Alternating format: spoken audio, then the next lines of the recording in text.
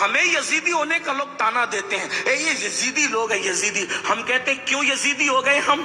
ہاں ہمارا حال تو یہ ہے کہ ہمیں ناسبی اور خارجی اہل بیت کا ذکر سن کے ہمیں رافضی کہیں، اور آپ کو ڈھول کے لیے منع کریں تو آپ ہمیں یزیدی کہیں. بہت اچھی بات ہے، آپ کے اپنے معاملات ہیں، مگر یاد رکھنا اللہ کی عدالت میں تمہیں بھی منہ دکھانا ہے اور ہمیں بھی کھڑے ہونا ہے.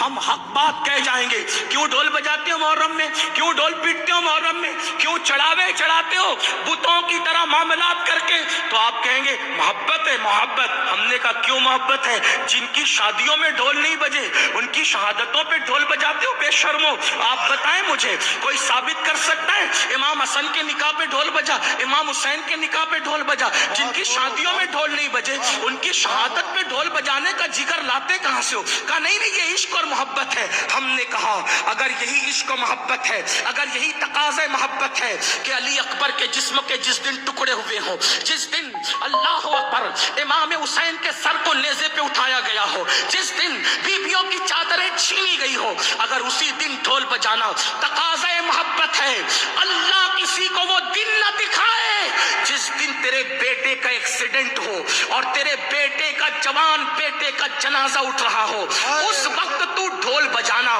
پھر سمجھیں گے کہ تقاضۂ محبت کسے کہتے ہیں.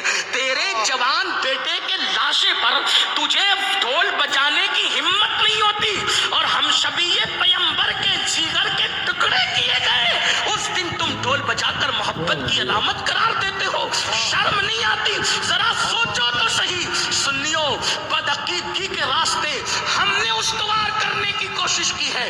امام احمد رضا کی شان یہ ہے، انہوں نے اہل سنت کو بھی اصلاحی نظریہ پیش فرمایا اور بدعقیدوں کو بھی لگام عطا کی.